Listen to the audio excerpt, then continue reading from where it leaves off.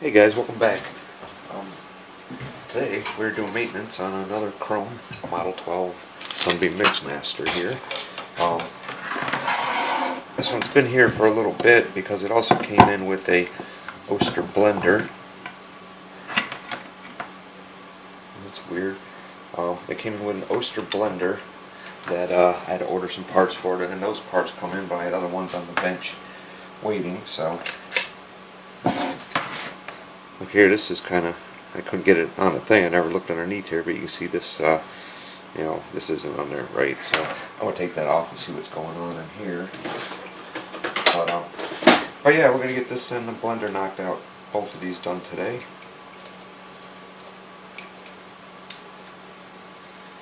Alright, everything looks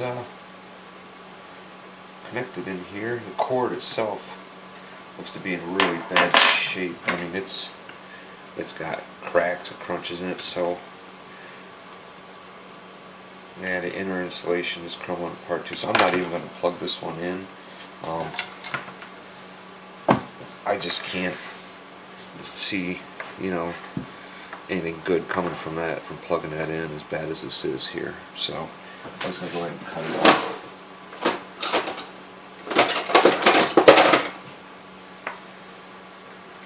Yeah, we'll get that right out of there. And we'll go ahead and disconnect it entirely. Yeah, like I said, as much as I like to plug them in and see what's going on, sometimes, it's just, the risk is just too great, as in the case of this one. I mean, you can see here's a chunk of the cord right there. So, let me get that out of here. The leads are nice and long on here, and they look in good shape, so I think we'll be alright. There's more pieces of that cord. That thing was quite a mess there. Alright, now I can go ahead and throw it on our old Model 10 stand here.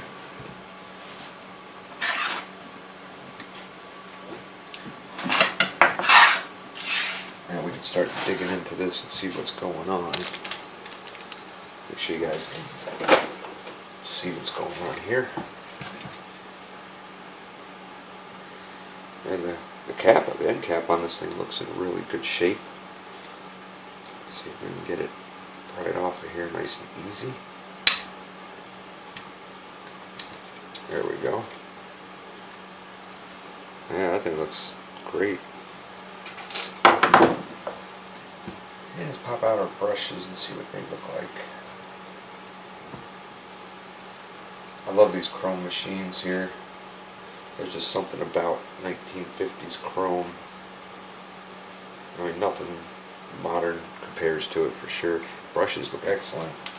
This whole machine overall looks to be in excellent shape. So I'm thinking, we'll just go through and just do the maintenance on this and replace the cord. Because I'm not really expecting to find anything to mess up in here. It doesn't look like it's really been used a whole lot.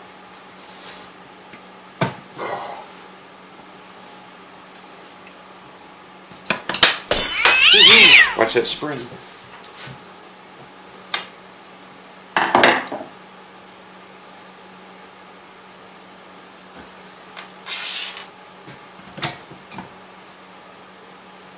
Yeah, that looks awfully clean in there. A little bit of grease on there, but overall, I mean, it's spotless inside here. So you guys can see that. We'll turn on the overhead. There. You see how clean that is in there? That thing is spotless. Pop our spring off of here.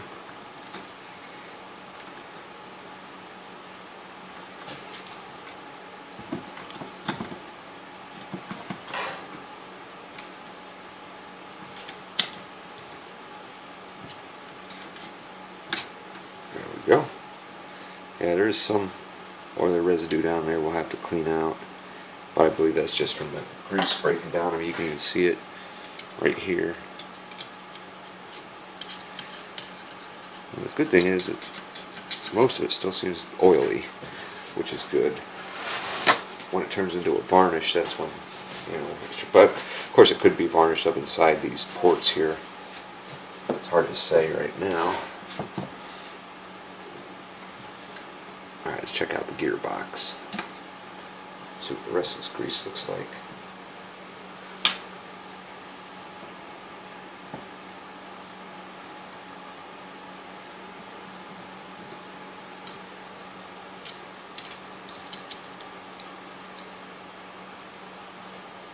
These things are tough to get a hold of once you get a little oil on them.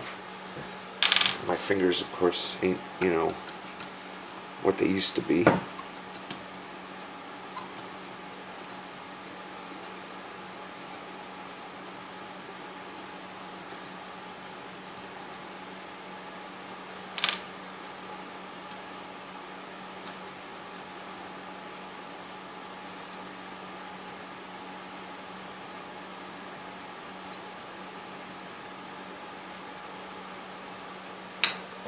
Alright, let's see what it looks like.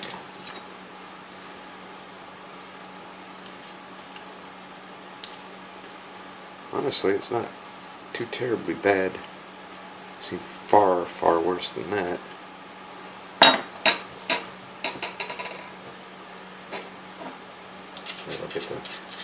Looks like this stuck to the cover off of here.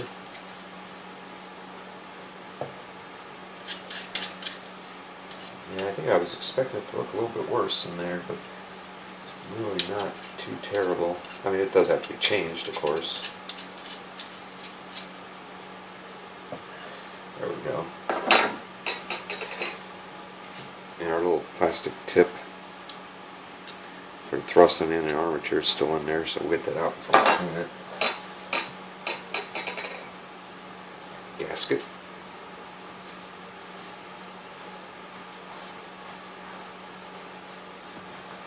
And it seems, you know, for the most part, these gaskets are always reusable once you clean them off good.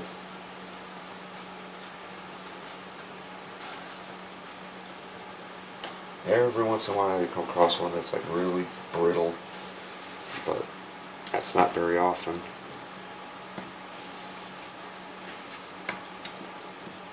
Let's see how much grease can we get out of here real quick like.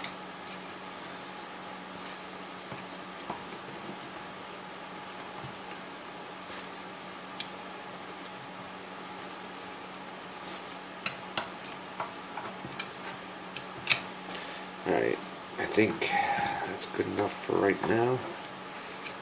We can get more out of there later. Yeah, somehow I managed to get it all over me. Like I was working on a KitchenAid.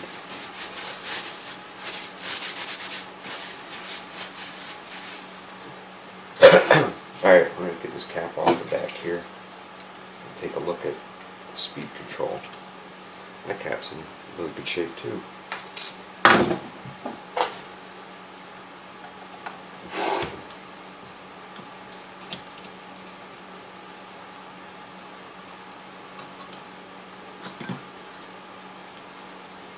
And the inside of that's clean. This only has just a slight little layer of buildup on it.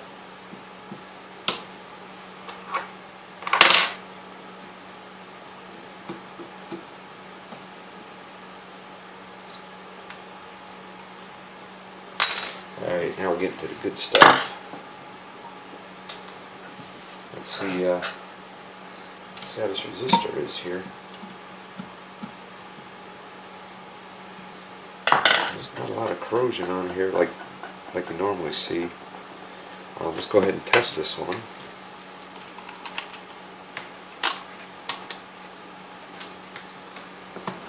See if you guys can see that meter in there. Yep. Alright. A little luck, this one will be good.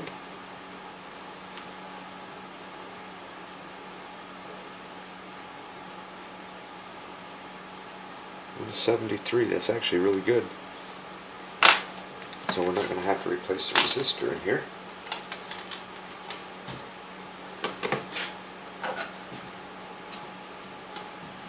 And the capacitor at first glance looks really good too. nice and clean, no leakage. Now, of course, we weren't able to run this one before, but I'm going to assume that it's good. We'll find out after we get back together.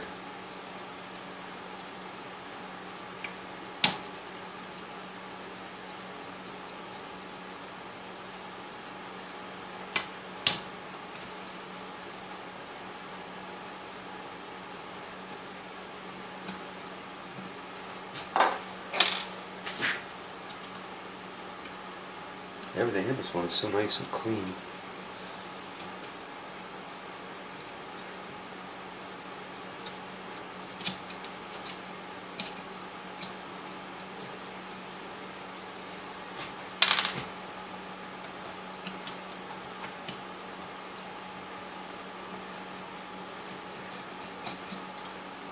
I think one of these days I may look for a chrome one for myself. I mean, I've got a chrome blender. It's a Oster. Well, it's actually a Kenmore, but it's an Oster that was rebranded for Kenmore. It's nice. It's a 3-speed VI blender. I really like it. I love the look of the chrome. I would love to find one of these in chrome one day. For now, I got, you know, my Model K, and I've got the Westinghouse. I call it the I Love Lucy mixer that I use, but you know, I just got a meat grinder on order now for a Sunbeam, and it'd be nice to have something with a little more power. The one of the earlier videos that I did was an all steel Model 7 that you know, that I disassembled, and I got it powder coated, but I have yet to put that back together. I just haven't had the time. You know, I don't have time to do my own stuff, so I may take a day, one of these days, to get that put back together and finally get the second part of that video up. But I may end up using that one as my mixer, you know, for the grinder and mixing and all that. Look at that, look how easy that came out of there.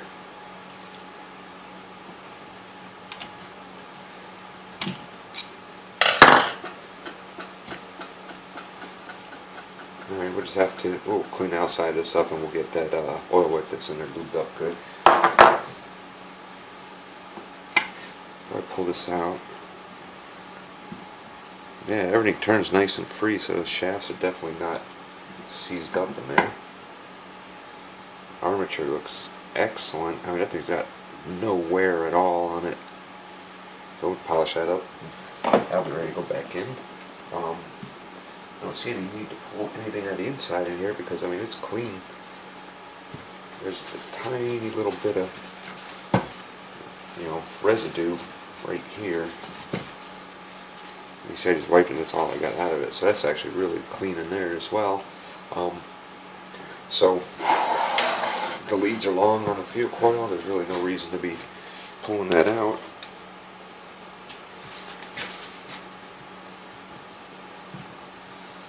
Yeah, there's a slight amount of drag, mainly on this one, but I mean, it's not bad at all.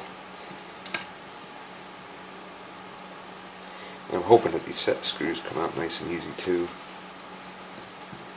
Had a fight with quite a few of these lately.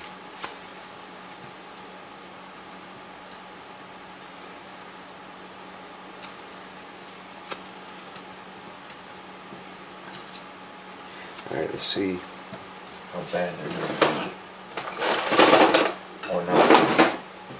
Like I said, hopefully they'll come right out. Yeah, that one did. There we go. I love it when stuff works like that.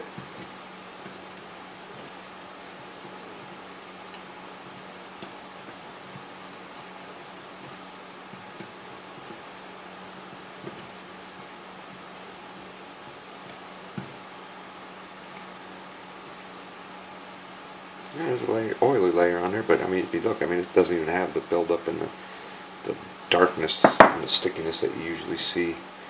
I mean, that's really good.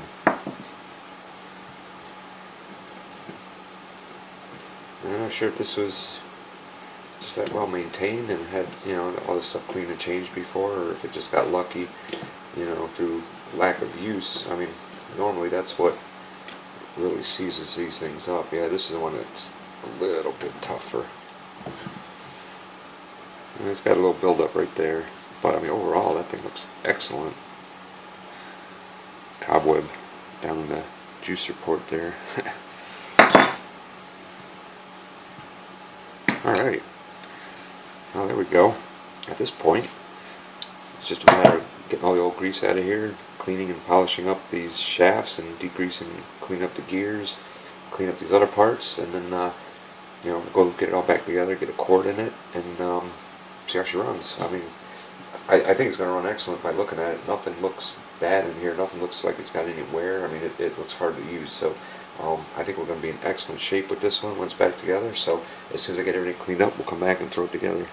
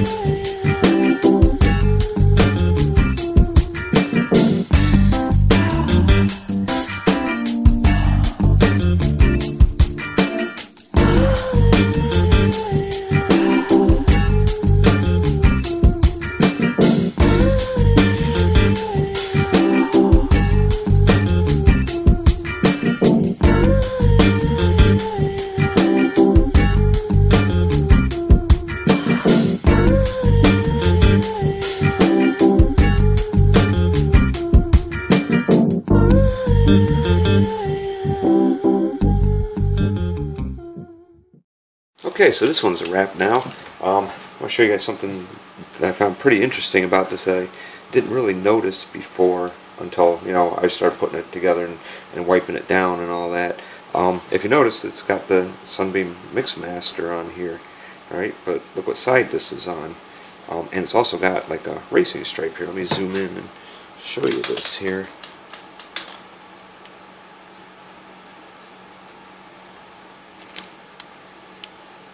So you notice the stripe that you see on here and here, and it comes to a point, and it's on this side of the mixer, but if I turn it around, it's also on this side with the same stripe coming to a point. So I thought that was kind of odd. I mean, normally it's on this side right here, and there's never anything on this side, but it's got it on both, and I've never seen this little, like, it's a stripe, but it's thicker up here, and it comes to a point right there. I've never seen that before either, so it's definitely really interesting. And then this Sunbeam decal on here is on a white, it's red on a white background, and this one here is white letters on a black background. So just a couple things I noticed about this that were different. that I have no explanation for. I mean, it does say Model 12C on it, but it's just different than, you know, any other ones I've seen. But anyways, enough about that. Let's go ahead and turn this on and give this a listen to here.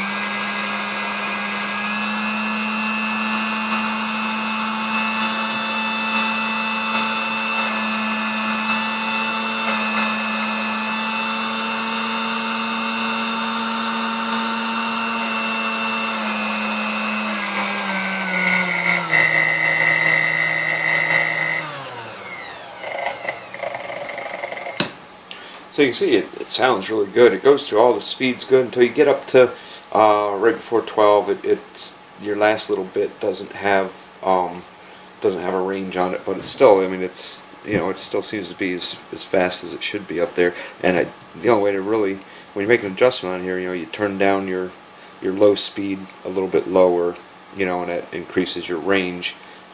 So that, you know, you can go between 11 and 12. You'll notice a difference on here. There's really no difference. You have a difference between 10 and 11, but none between 11 and 12. But I don't want to go too much lower because it's already slow enough. I think it's actually might be a little slower than what they normally are. But running it that slow really heats up this resistor back here, and we don't want that getting hot. But everything else on here looked excellent. We've got a new cord on it. Got everything cleaned out, new grease in it, and all that. So. You know, this one is good to go. So if you guys have any questions, comments, or if anybody knows an explanation for the badging on here, leave it in the comments down below, because I'd really be curious to know.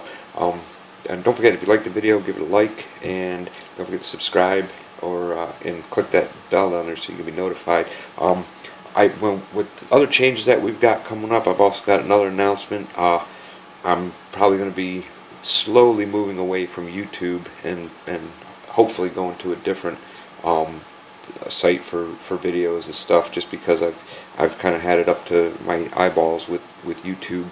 You know, and I'll discuss that all in another video. But for now, just continue to you know, like it and subscribe as normal. I'll be pulling monetization off of my videos as well. So you know, hopefully you guys won't see ads. If you do, those ads are all via YouTube. So, but anyways, I hope you guys enjoyed this, and I hope somebody knows an explanation for this, and we will see you on the next one. Thanks.